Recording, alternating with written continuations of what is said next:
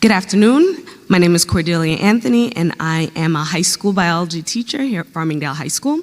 I'm also the current president, as mentioned, of the Farmingdale Federation of Teachers and an executive board member of the New York State United Teachers. Since I began teaching in 1999, I have heard about state aid not being provided for schools appropriately. But I was very surprised to find out that some of the data being used is still based on information from that school year, from 2000, the school year when I began teaching. A lot has changed significantly since then, including the demographics in Farmingdale. Although our overall enrollment has slightly declined, I can tell you that the population of our students with disabilities and our multi-language learners has drastically increased. Today, nearly 20% of the students in Farmingdale have disabilities, and we have to apply for waivers at times to increase the number of students in special education co-taught science classes because we cannot afford to create new sections. I co-teach Regents level E&L biology classes where there are similar needs. Both of these special populations require and deserve additional resources, programming, and staff.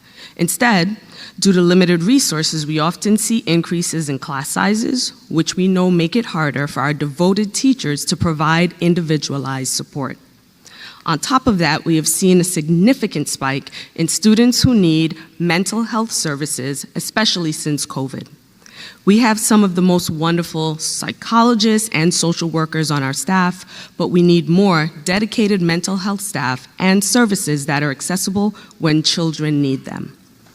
When schools are underfunded and have mandates on resources, it weakens programs and forces staff cuts, particularly those we need to serve our English language learners and our students with disabilities.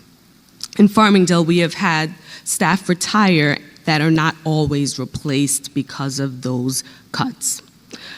We've known that the debates about the foundation aid formula and the use of old census information has made it difficult, but we believe it can work as it was intended. One of the specific formula concerns for Farmingdale is the decrease in the CPI factor. For us, it was to be at 4.1 and has decreased to 2.8.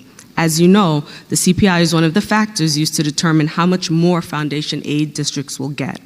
Over time, this lower amount will translate to a lot less in aid for us, affecting the support for the students that need it the most.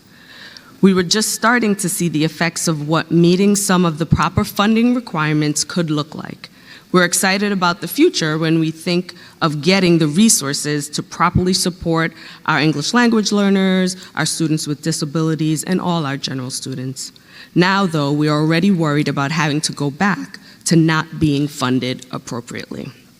We don't need a complete overhaul of the formula right now, but we can make sure that the formula is based on updated and more accurate census data, and I know that could help us better serve our Farmingdale community and provide for all of our students' needs. Thank you.